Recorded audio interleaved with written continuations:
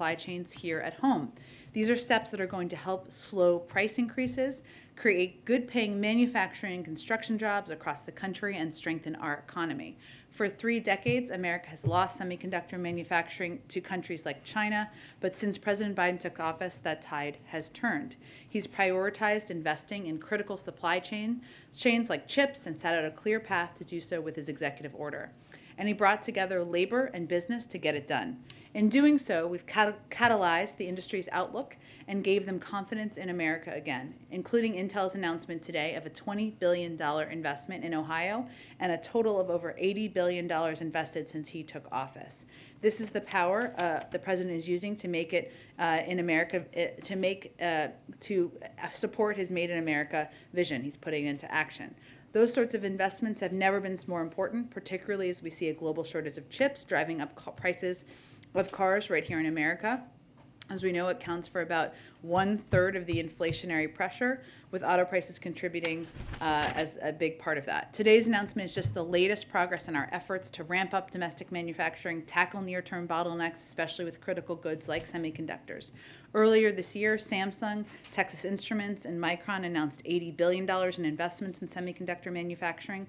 Congress can accelerate this progress by passing the U.S. Investment and Competition Act, also known as USICA, which the president has long championed and which he called for action on today. This bipartisan legislation puts historic funding behind unclogging our supply chains, research and development, innovation, and advanced manufacturing in every corner of America, and invest $52 billion in making more chips, something that's vital to address our supply chains and lower inflation.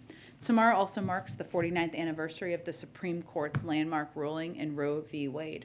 Reproductive health care has been under extreme and relentless assault ever since, especially in recent months. It has been nearly 150 days since women in Texas have been denied these constitutional rights. We're deeply committed to making sure everyone has access to care, and we will defend it with every tool we have. That includes continuing to work with Congress to pass the Women's Health Protection Act and codify this fundamental right into law. In the meantime, the administration has taken a range of important actions, from repealing the global gag rule to strengthening Title X family planning program. Today, HHS announced additional Title X grants, and there will be further announcements coming from HHS later as well. This is a moment for us to recommit to strengthening access to critical reproductive health care, defending the constitutional right established by Roe, and protecting the freedom of all people to build their own future. I know we have a short time window today. We will keep up to date on when everybody needs to gather, and I'll try to get to as many people as possible, and otherwise I'll be here in my office. Go ahead, Omar. Thank you, Jen. When the U.S. presents its written response to Russia next week, is it willing to offer Russia something that goes beyond the repeatedly stated positions, particularly when it comes to Russia's demands on guarantees regarding NATO's future expansion? We will put in writing, as you referenced, the serious concerns that we and other allies and partners have about Russia's actions, as well as ideas for how we might actually strengthen each other's sense of security going forward. There are several steps we can take that are being discussed. All of us, Russia included, to increase transparency, to reduce risk, to advance arms control, to build trust. We're coordinating with our allies and partners, and we anticipate that Secretary Blinken and Foreign Minister Lavrov will meet again to continue discussions. And the president obviously is regularly briefed every day by his team, but I'll also be engaging with them tomorrow over the course of the weekend as well. But as Secretary Blinken said today, he made clear to Foreign Minister Lavrov that there are certain issues and fundamental principles that the United States and our partners and allies are committed to defend. And that includes those that would impede the sovereign right of the Ukrainian people to write their own future. There's no trade space for there, none. And we've said from the beginning that there are certain proposals that will not be viable. But we will, of course, be responding, as you noted, and I expect the president will continue to discuss that over the next couple of days with his team. I wanted to ask another foreign policy question. The strike in Yemen today, 70 people are dead after the Saudi-led coalition strike. National Security Advisor Sullivan immediately condemned the recent Houthi strike. What's the administration's immediate reaction to this strike, and does this prompt any reconsideration of weapon sales to Saudi Arabia? I don't have any prediction of that at this point in time. Obviously, we have have a long history of a relationship with Saudi Arabia, one where we raise issues where we have significant concerns on human rights and on a range of issues, and one where we have had a long security relationship that has been in the interest of the United States. In terms of this specific strike and a reaction, obviously anytime there's a loss of life, of innocent lives, that is a tragedy, and we are mindful of that and focused on that. Obviously, you know our focus and the president's focus, which is from the very beginning, he established new interim guidance concerning the United States use of military force and related to national security operations. That's how we operate here as the United States, which I think is reflective of his view. But certainly the loss of life is always a tragedy. And again, if there's anything new on our relationship, I'm happy to get that from our national security team. And just one last domestic on tax season. With reduced staffing levels, less funding authorization from Congress, and IRS already tasked with distributing funds for several pandemic relief programs. Many 2020 refunds haven't been processed. How is the administration preparing to ensure that this year's tax returns will be processed in a reasonable amount of time? Well, I would first note that a lot of this predates this administration, and you touched on that, but I think that's important for people to understand. As the Treasury Department and the IRS have said, the IRS right now has an unacceptable backlog, and that customer service that people are receiving is not what the American public deserves, and the president is very mindful of that. Many of those challenges are related to the pandemic, but also due to years of underfunding from Congress. The agency has not been equipped with the resources it needs to adequately serve taxpayers in normal times, let alone during a pandemic.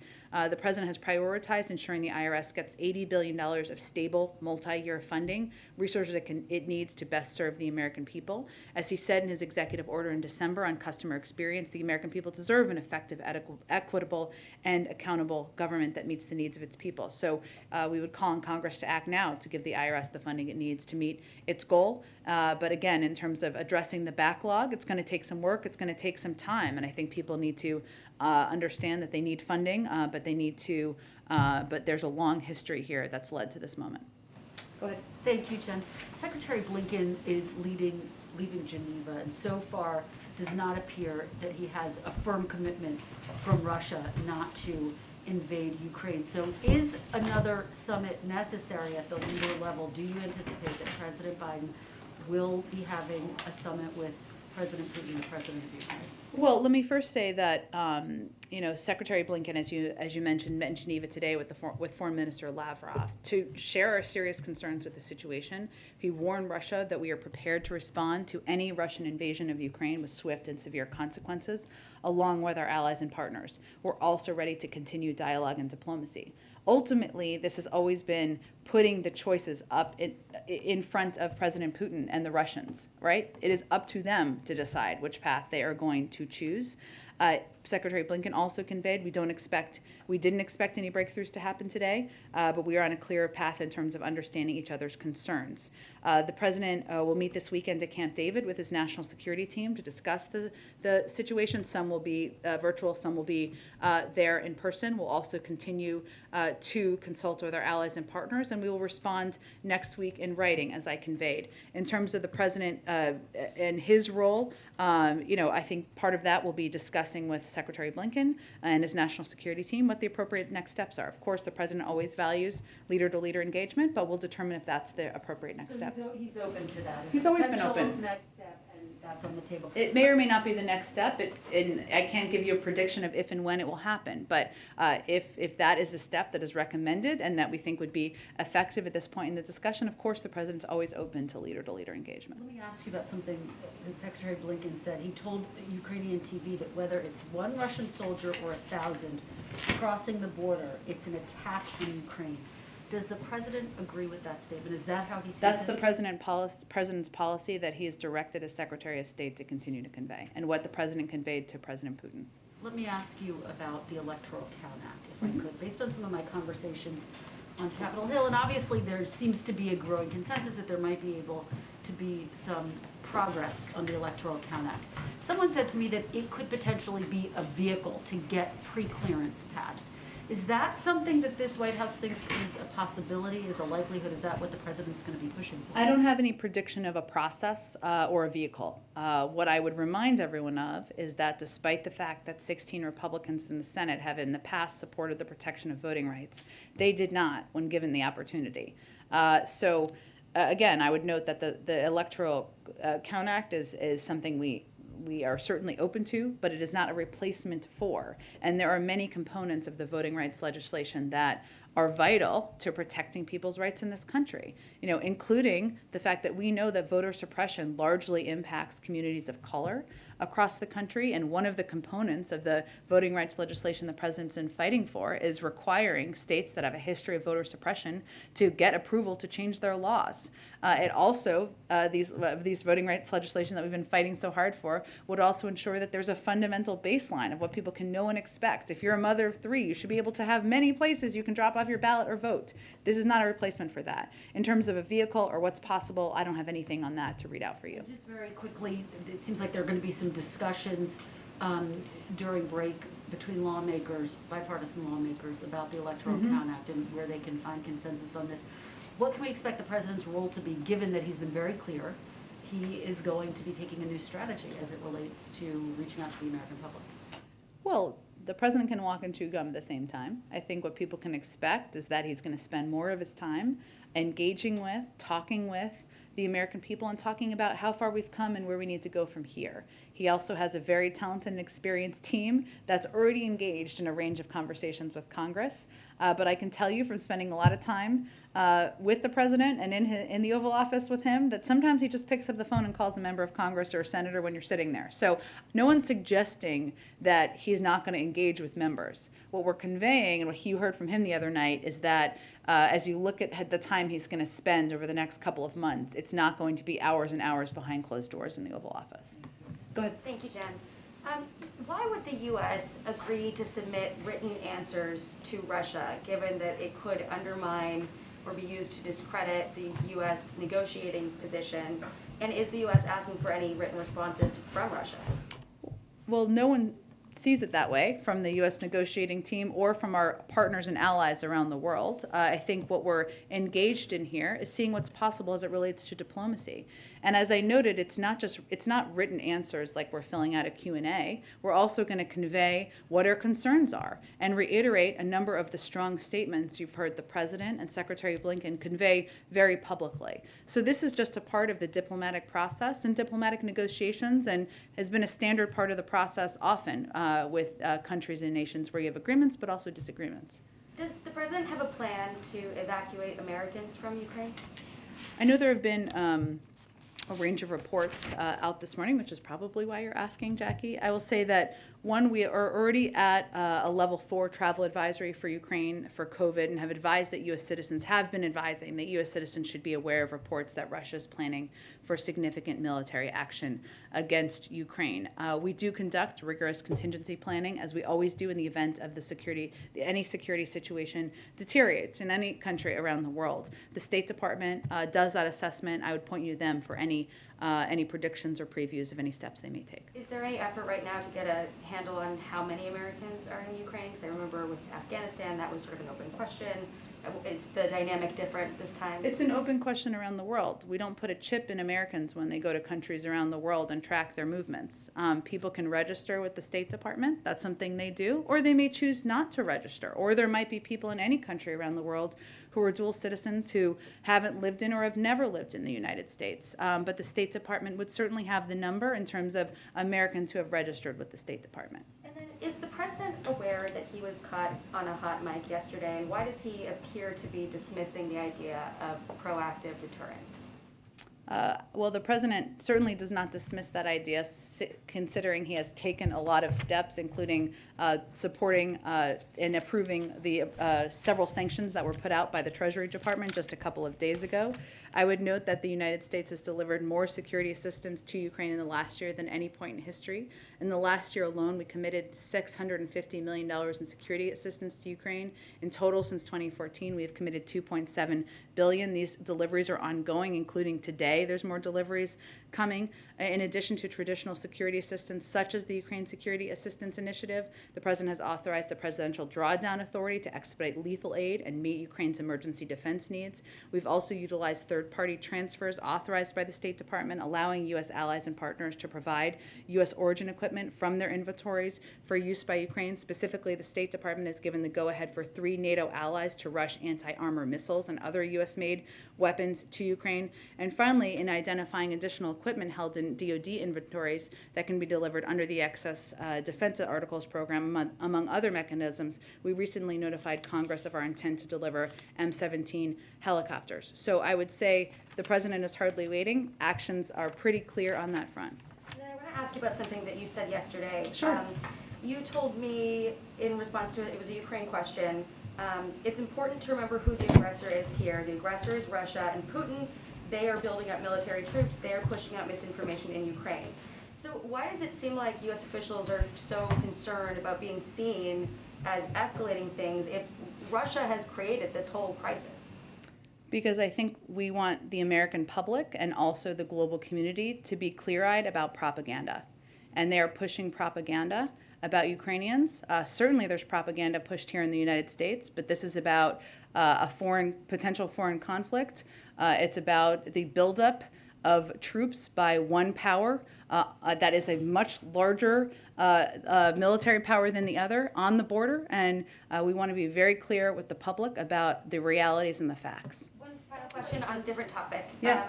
On crime, yesterday the Manhattan DA clarified his memo about downgrading certain crimes, and he said armed robberies, for instance, will be prosecuted as felonies, violence against police officers won't be tolerated, clearing up some of the confusion around how that office intended to prosecute crimes.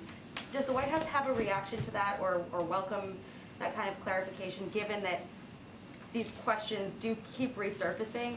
I don't have any reaction from here to the decisions of a local district, I think a district prosecutor or a district attorney, DA. I would say that the president, and he'll talk about this, he'll talk about crime, and he asked me about this yesterday, but I think can expect to hear him talk a little bit about crime during his remarks later this afternoon.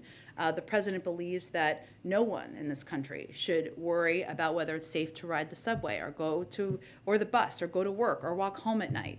And that's why he's put more cops on the beat, has stepped up efforts to get illegal guns off the streets, and invested in proven community anti-violence programs. It's also why he's doubled federal support for community policing with $300 million more for cities, plus another $700 million more to bolster federal law enforcement. We've been working with mayors and local leaders on this, but I think the president's record, his commitment, speaks for itself. Go ahead. First, just a quick follow-up to what you said about the U.S. agreeing to put a response in writing. Are you saying that the world should not view that as the United States making a concession to Russia? I think you should see what it has to say, but it's part of a negotiation. We've been very clear about what we are not negotiating on, which is the sovereignty of Ukraine, which is this question that is continuously raised about Ukraine's right to pursue joining NATO. That's up to NATO countries to make that decision. And you've heard the president, Tony Blinken, and others say time after time that we are not making any decisions about Ukraine without Ukraine, no decisions about Europe without Europe. But negotiating takes many forms. It takes forms where you're in person. It takes forms where there's an exchange of written materials. That's pretty standard and has been in diplomacy for decades. I know you've been asked something similar, but yesterday again, Minority Leader McConnell said that the U.S. should send forces to shore up NATO's eastern flank, not if and when Putin escalates, but now before it's too late. What is your response? Why wait? Well, first of all, we work in close coordination with our NATO partners and allies and respond to what their needs are. We've been very clear, and the president's been clear, that we will support whatever their needs are, should they have security needs, but I don't have anything more to predict for you at this point in time. And if I may ask one quick domestic question, just yesterday you were talking again about the idea of chunking off parts of Build Back Better. Yeah, You could get chunking, 60, a bad word. whatever. Maybe not the right phrase. What's the better word? Splitting off, breaking apart, seeing if there was a certain policy proposal that you maybe could get 60 votes on. Anything else you can tell us about which policy proposal you guys might feel hopeful about? Is it universal pre-K? Is it paid sick leave? Where do you guys feel like you might actually be able to get 10 Republicans? Well, you tell me. Is there a proposal where there are 10 Republicans? I'm not aware of one. Maybe there is. And there are some senators who have been out there saying they support different components. I know Senator Romney has said he supports or is open to some component of the child tax credit. He's not the only one. Are there 10 Republicans they can get to support that? Great, let us know. We're happy to have a discussion about it. That's not what the president was talking about the other night. What the president was talking about is getting as much, although we're very open to that, but what the president was talking about is we have 50 votes in the Senate. We're going to get as much, a big mountain-sized chunk, whatever you want to call it, as much as we can of the Build Back Better agenda that we can get 50 votes for. There is clear agreement on some key goals, right? Lowering the cost of childcare, negotiating the price of prescription drugs, lowering the cost of elder care, making sure the wealthiest Americans and companies have to pay more, and the unfairness of the tax system. So what we have to figure out is how much of that we can get and get approval for. So it sounds like your focus is still on a reconciliation partisan package. Absolutely. It's not that it's not, but you tell me, or I know you've covered the Hill before, but are there 10 Republicans who are supporting? We'd be happy to. We don't actually, it's kind of a mystery. I remember when Ivanka Trump was up there talking about Well, paid listen, leave. if there are 10 Republicans who want to come support the child tax credit or something else, great. They're welcome. Let's have a conversation about it. But, that's not, I don't really know why, none of us know why they're ceding the ground on supporting the lowering the cost of childcare to us, but so far they have. Go ahead. Thanks, Jen. Over the weekend, insurers started paying for at-home tests, or you could apply Yeah. for reimbursement. But Medicare is not. I know that Medicare recipients can go through their doctors, and some through Advantage programs can get reimbursement, but broadly, members of the program can't. And I'm wondering why not. This seems like a group that you would most want to sort of be vigilantly testing before going to gatherings, as they're elder and therefore most at risk for COVID. And especially since you said yesterday that you had all the money that you needed to fight COVID right now, why isn't the government paying for these tests? Well, first, there are a couple things that are happening. You kind of glossed over some of them, but let me give you some specifics. So state Medicaid and CHIP programs are required to cover at-home COVID tests. CMS has also issued guidance to states to effectuate this requirement under Medicaid rules. There are a lot of people who are eligible for Medicaid out there, just to be clear, and CHIPS program. And people who are covered by original fee-for-service Medicare. Medicare pays for COVID diagnostic tests performed by laboratories such as PCR and antigen tests. For Medicare, we're also continuing to explore the best ways to provide critical resources that will keep Medicare beneficiaries safe and healthy, as you touched on. So in addition to PCR tests, rapid PCR tests, and rapid point-of-care antigen tests are available at 20,000 sites across the country. We've also sent 50 million out to community health centers and rural health centers, but we're also exploring a range of options. So I'm not ruling anything out, but I just wanted to note there are a range of ways that different forms of insurance, even if it's not traditional private insurance, have been covering not just in doctor's office, but also at-home tests as well. The Federal Reserve issued a report yesterday saying that they're weighing the possibility of launching a digital U.S. currency.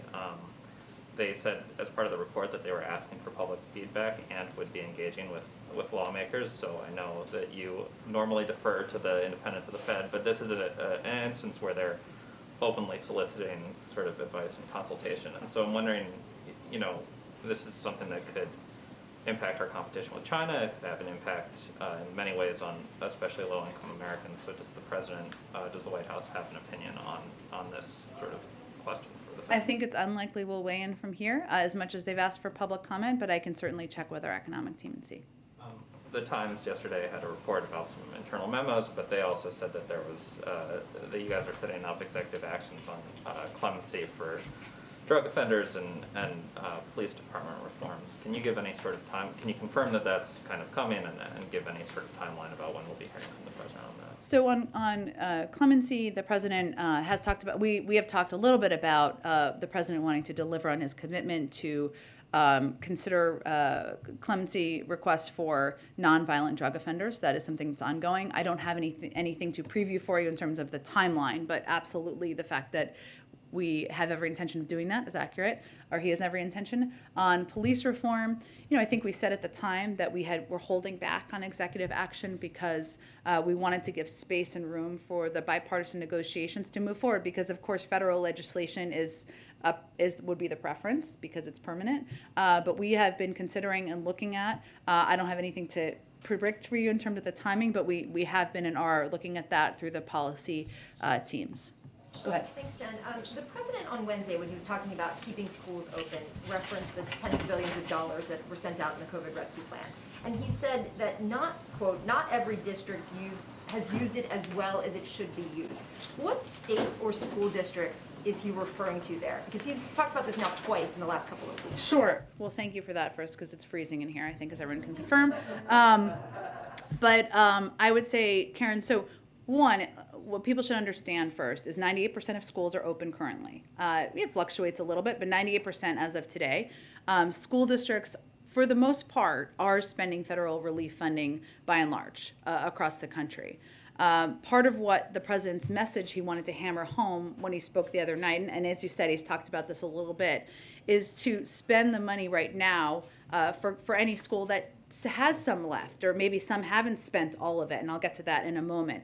And it's important for any of these school districts to know that different school districts spend it in different ways. So in DeKalb County in Georgia and Desert Sands in California, they're investing in safety measures like ventilation. Cut Bank School District in Montana are increasing pay and providing bonuses to help retain educators and staff.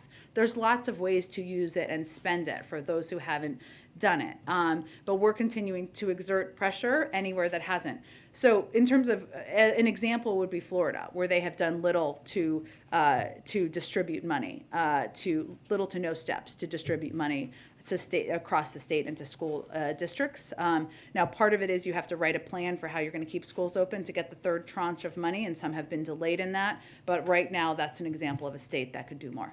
You just said, we're exerting pressure. How is the White House, obviously this money goes out to states. Yeah. But how is the White House exerting pressure? The How are Department of you making Education sure? is really the primary conduit here, but they have been working and continuously in touch with school districts and states across the country from the beginning. And is there a way, from the Department of Education perspective, to have a public accounting so Americans can see where that money is going toward, the taxpayer money?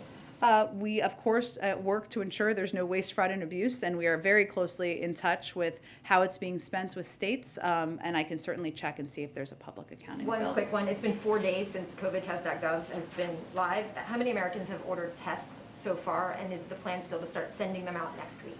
Yes, they will be sent out very soon. I don't have an updated number of how many have been ordered. It's changing constantly. I expect we will have more of an update on that hopefully by next week. I know we have to wrap up. Go ahead. On Build Back Better, first, does the White House need this bill to be passed by State of the Union? Is that the goal? Congress kind of needs deadlines. We have not set a deadline on that. We want to get it done as quickly as possible. Does it need to have a different name? Speaker Pelosi suggests that perhaps it does. We'll see. Do you have any ideas? Actually. You guys are all wordsmiths. No, wait, no, I've got a few Yeah. more. On the Electoral Count Act. Yes. I know you said that the president has many conversations on a wide range of topics with lawmakers on the Hill. But here's the question. It's a bipartisan group right now. Is he going to let them work on their own for the moment, or is he getting engaged with the Manchin-Collins group now, as far as you know? Our team is closely engaged with all of the members who are discussing every component of any legislation that is being discussed on the Hill, including this. One more, sorry, yeah. one more. 'Cause Let me go to Jeff, because I just don't want to run out of, we got to wrap up so you guys can gather. Go ahead, Jeff, sorry. Thanks, Jen. This happened right before the briefing. A federal judge in Texas has ruled that President Biden's mandate for federal workers to be vaccinated cannot go through. Do you have a reaction to that? Well, first, let me update you that 98% of federal workers are vaccinated. That is a remarkable number. I would point you to the Department of Justice on any next steps as this news, it sounds like, just broke. But obviously, we are confident in our legal authority here. And you had an event with Intel today. Is the White House concerned about Intel's presence in China? We have obviously spoken about concerns we have had. I'm not familiar with all of the specifics of their engagement in China, so I'd have to check with our team. We have not held back, I should say, if we have concerns about engagement in parts of the country where there are human rights abuses.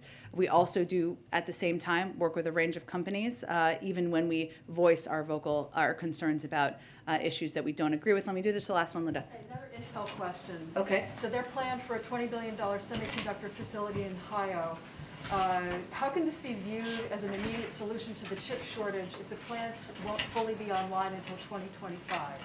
Well, I think our view is it's an important step forward in ensuring that we have manufacturing capacity here in the United States so that we don't have a chip shortage in the future. But we also, the president called for the passing of USICA, I just reiterated at the top of the briefing, so that we can get that $52 billion in semiconductor investment to get more going now. What's the holdup with USICA in the House? Pass the Senate along. I think Speaker Pelosi made clear she wants to move it forward. So we're eager, the president's eager to have it signed. Okay, sorry, I gotta wrap it up, guys. You guys gotta gather. I'll see you soon. President like meatloaf? I don't, I would, what's the phrase? I would do anything for love? Is that part of it? Yeah, that's right. He might say that. You probably would.